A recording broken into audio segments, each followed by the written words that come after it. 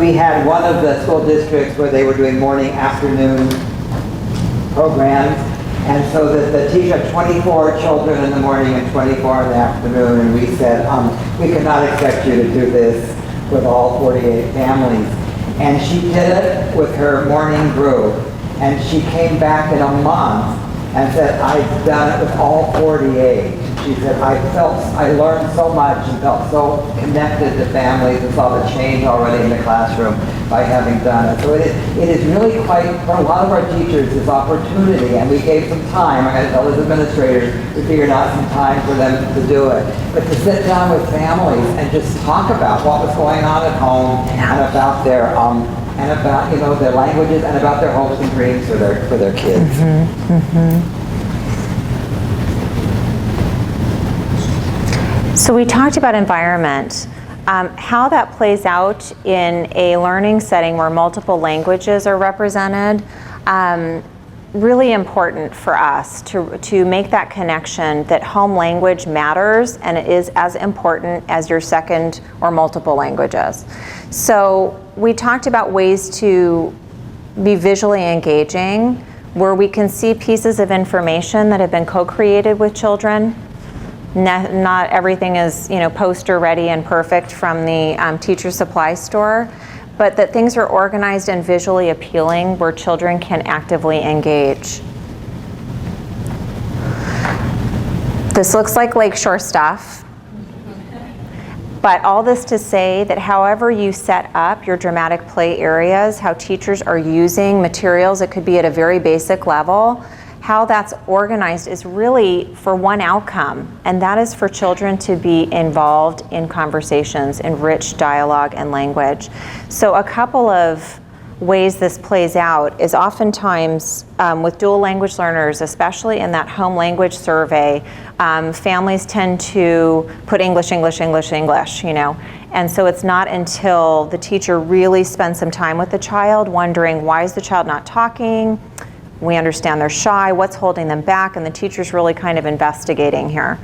Oftentimes it may be a dual language learner who's just, we say silent period, but it's not so much the silent period. Remember, there's a lot going on socially and emotionally. Has the child connected with the family? That's why that family piece is so important. Do they feel safe and welcome and able to just interact? How is that teacher really digging in and getting to know what's happening here, what's really happening here?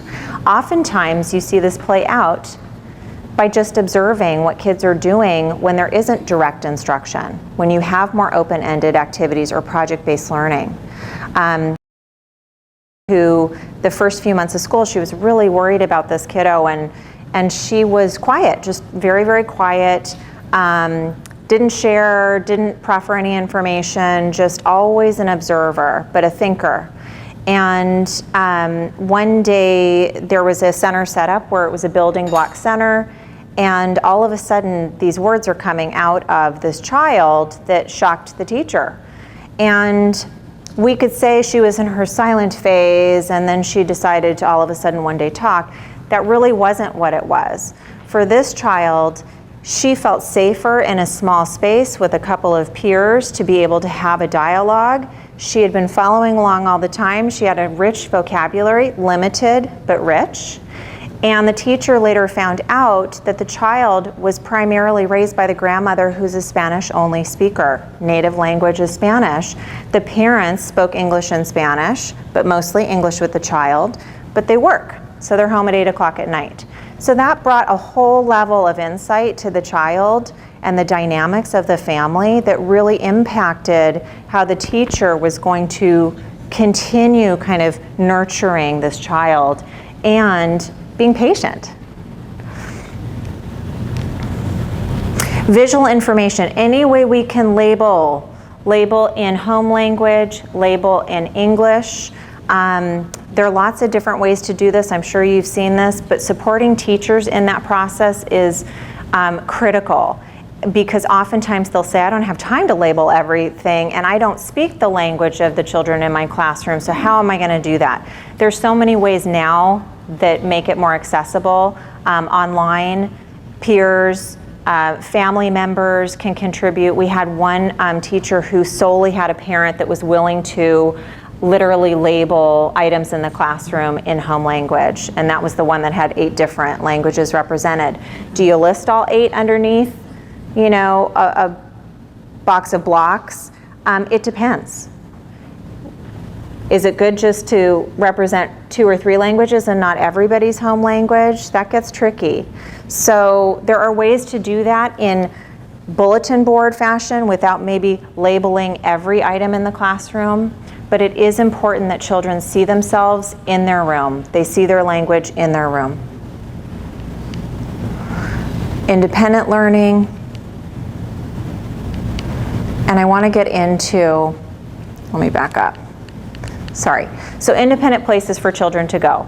This, of course, is a reading center, but there are lots of places, quiet places where children need to be able to get away, to have some time or some time to reflect. And a listening center can be very helpful, but there are lots of ways this looks when it comes to having some center time one-on-one. So we're going to move into instructional supports. Are you going to talk about cognates? Yes. Okay. Do you want me to do that now? No. Whit thinks I should talk about cognates now. I think it's a really good idea. I didn't put that. Well, just explain about Yes. So there was a slide in here. Sorry, I did not put it in. Are you all familiar with cognates? So cognates are the words, the root words are similar in multiple languages. So in Spanish, we find it all the time. An example would be ambulancia for ambulance, or this one's always fun because the kids flip out. They're like, it's spelled the same way, chocolate, right, for chocolate. So they're wonderful ways that you can highlight language and show commonality, which of course, again, not only builds a connection from peer to peer, but also builds reading skills and patterns of language. And it sounds different in Spanish than it does in English. And utilizing your students to help make those connections, because they light up the second you are able to make the connections. Researchers like Patricia Kuhl at the University of Washington are talking about cognates a lot now, neuroscience is, because actually the brain works by connections.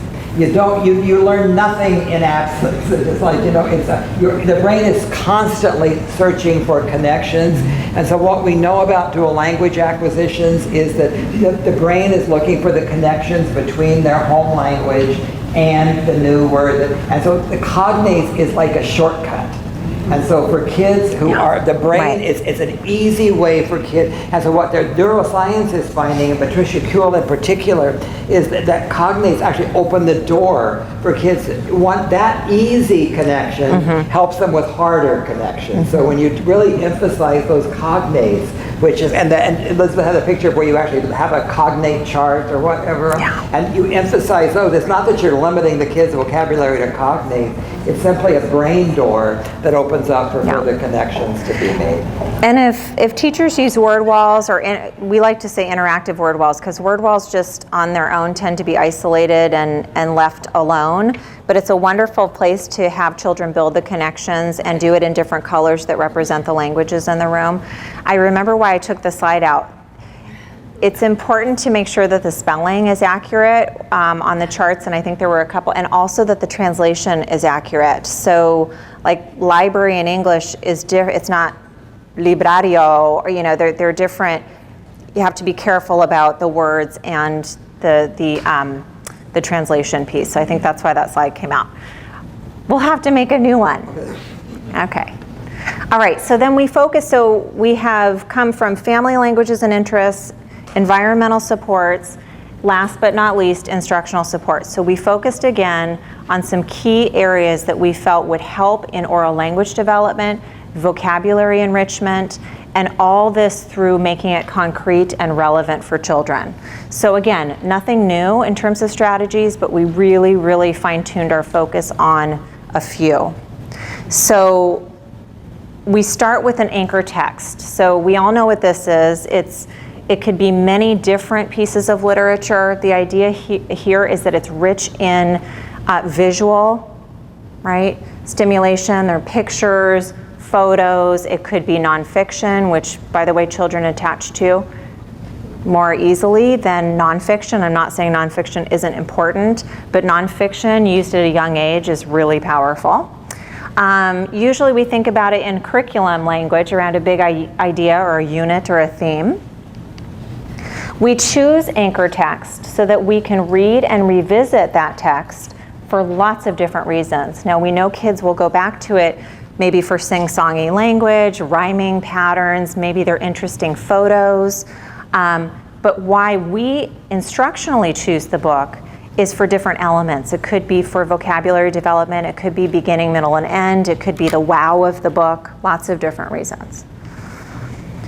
We look for rich content and we look for rich words.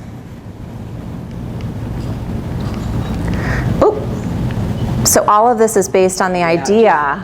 And I think you all know this, but there's this misconception about this idea behind that, this rich vocabulary.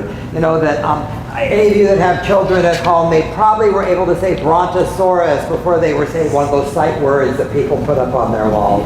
I mean, it is so that this, especially for dual language learners, the use of this rich vocabulary as a door to learning and dual language acquisition. And so to really think when you're looking at picking an anchor text, is there rich vocabulary? It's not like see, jig, dick, run. I mean, that's not that stimulating.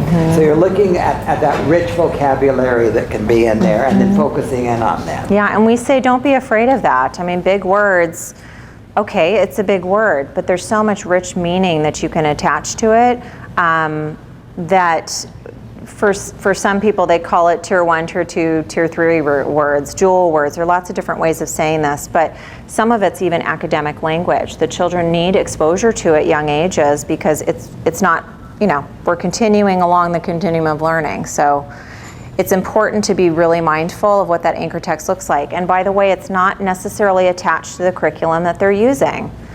So this was another eye-opener for our teachers, was break out of the curriculum and find 3 or 4 other books that will get at the same idea that the theme is you don't have to stick in one book the entire time, that there are multiple books that you should be using around a theme. Oh, that came before this one. So I'm sorry. So these are the components that we focused on in terms of rich instruction. So when we were looking at building effective ways to support oral language development, having the anchor text, the second one was an intentional message, I'll talk about that in a minute, songs and chants, gestures and visual cues. So again, these are strategies that you've seen time and time again. They are in your packaged curriculum, they're in all of the professional development opportunities that are out there around this. For us, it was important to focus on only 4.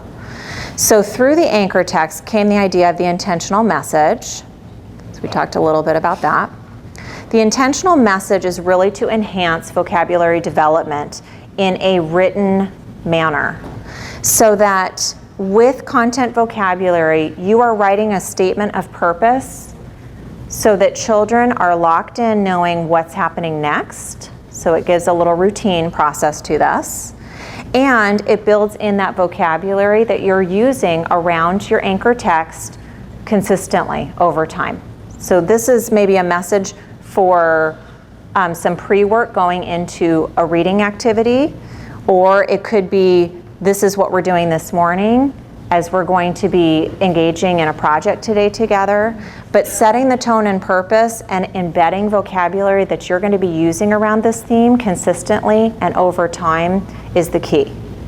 So keywords here are observe, build, and structure.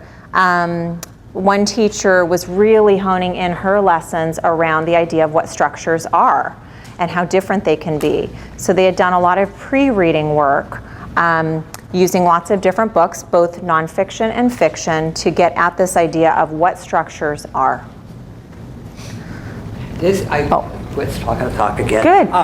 I am such a true believer in intentional messages, and I see it in all of the best programs right now because it gives guidance to the kids, to the teacher, to parents that come in, to volunteers, and that we're all focused on that. So that when I go into a room now, and I know it's a classroom that has an intentional message, and I go to sit at a table where they're doing Play-Doh, we can talk about that intentional message. Yeah. And so it's talk about repetition and focus. It gives that. And we talk about you should be able to go in and look first at what the intentional message, and it leads your observations then from that intentional message. Yes, and I just thought about that too. So this isn't something necessarily that gets stuck to the whiteboard in whole group.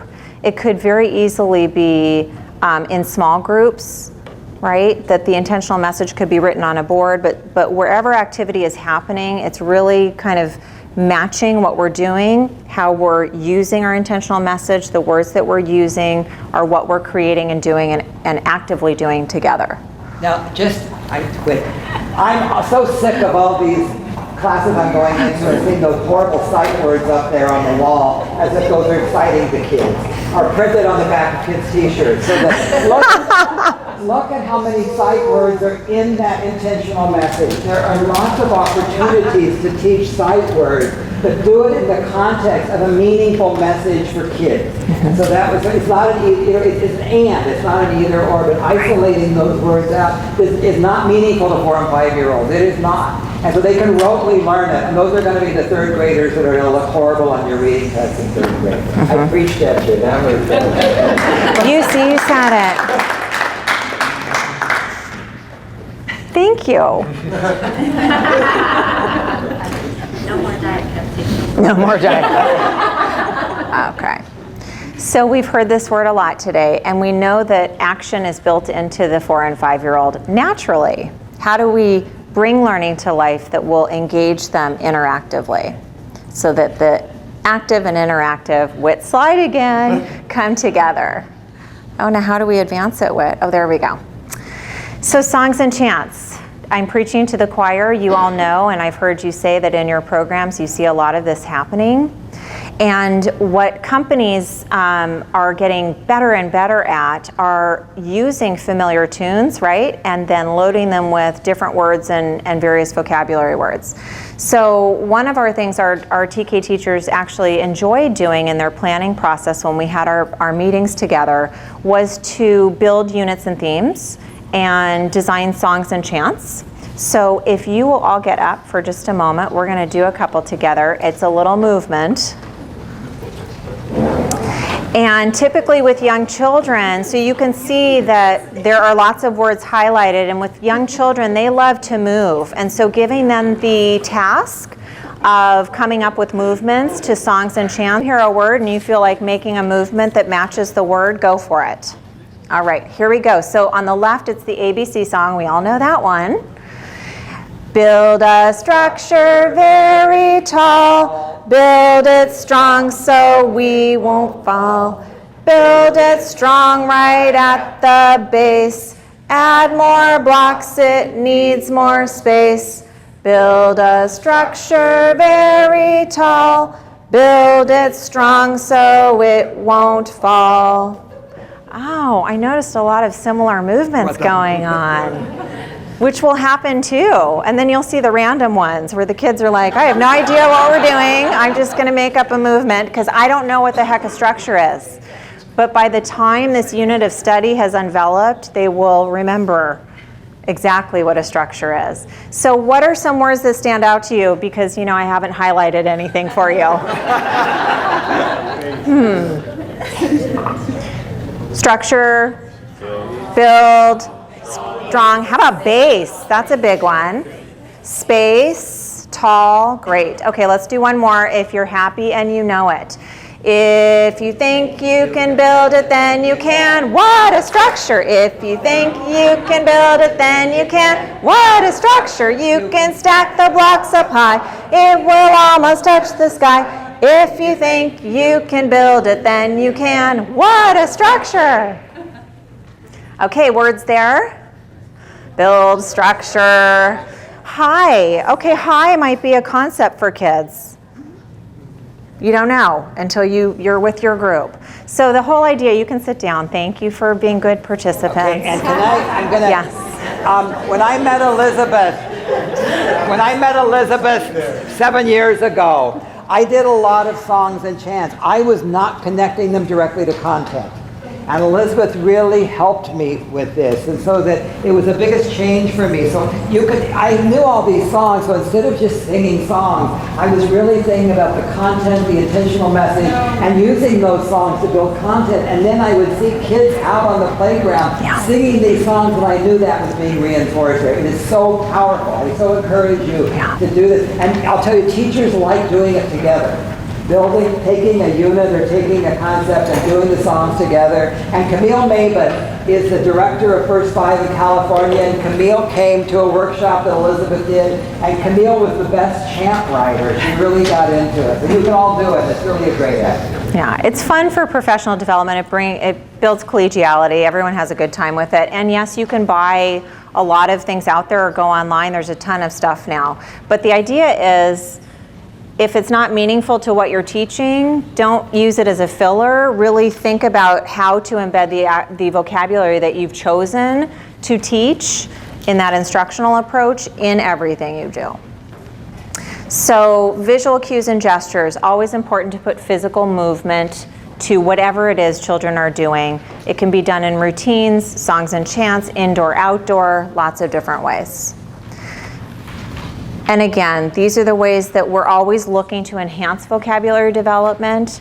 It's always throughout the day. It's not in isolation. It's not during one activity or another. It's ways that you can connect language to all the domains of learning in your instructional plan.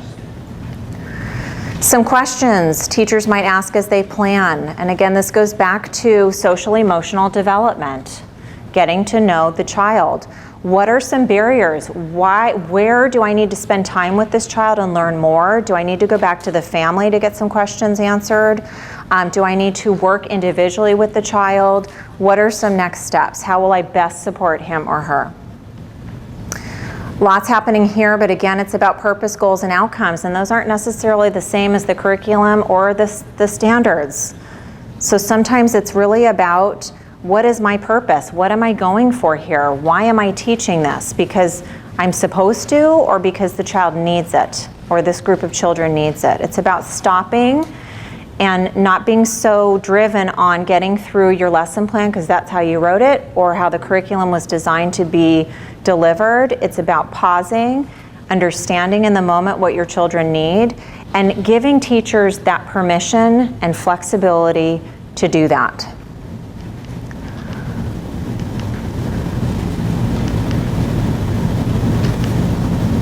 I'm just putting these up because in my mind, there are three things that are important here. We've got number 3 under our belts, I think. But groupings. How are teachers grouping children? Based on observational assessments, based on in-the-moment decisions? What does that look like? What does small group look like? What does small group look like? What does individual work look like? Yeah, and on the groupings, I think people are moving in the right direction, but we're talking about kids being at different levels. What I see too often is I see people grouping, and they have 3 groups rotating from the same activity and the same instruction at 3 tables. Yeah. And so that we're missing out on the real opportunity around this grouping, like Elizabeth said, finding kids at a certain level. So what we're talking about is differentiated grouping, right. And I think it's a hard one. And so I think we've moved in a good direction to people using small groups. This idea behind flexible differentiated grouping is a big step that we need to move forward. Mm-hmm. And the idea of flexibility of schedule, it is true that we have outcomes and goals at the end of the day. We have standards to meet. And that gets bogged down sometimes when we have to stop and pause. But if we don't stop and pause, we are blowing through learning for children. We are not providing scaffolding, and by 3rd grade, they're the ones that we've discussed earlier. They've missed out. Bringing out the guides. So this is ideas around professional development, kind of our thinking around it. Bringing out the guides, organizing and integrating around big ideas. Focusing on anchor text and that key vocabulary, finding opportunities for direct, project-based, and center-based engagement. Integrating the plan, keeping in mind that children learn physically, cognitively, and above all, socially and emotionally.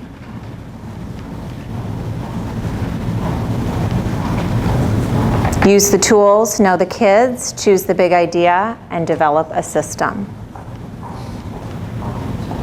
We listed a few things here, but like Carrie said, their website is loaded with every resource you could hope to know and learn more about.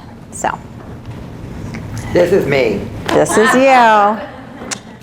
I put this slide in here. I always use this slide with TK teachers. And I want principals to know that always the TK teachers find this to be their favorite slide. This is hard work. You know, Elizabeth and I come up with it is really hard to do this kind of instruction. Yep. So here's the picture.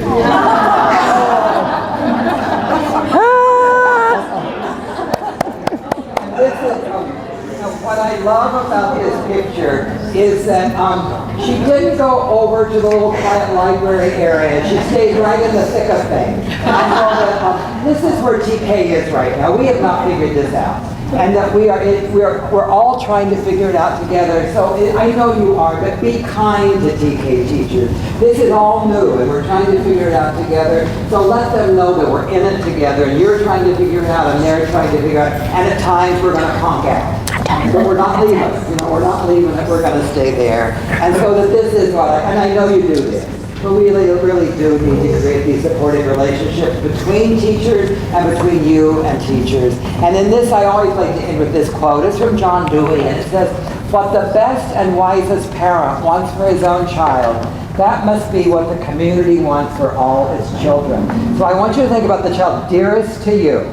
You know, your own child, your niece, your nephew, your godchild, that dearest child to you, think, what kind of TK classroom do I want for that child? What do I want? What kind of teacher? What kind of environment? What kind of rich activities? And that's what we need to want for every single one of the kids in our community. So thank you very much.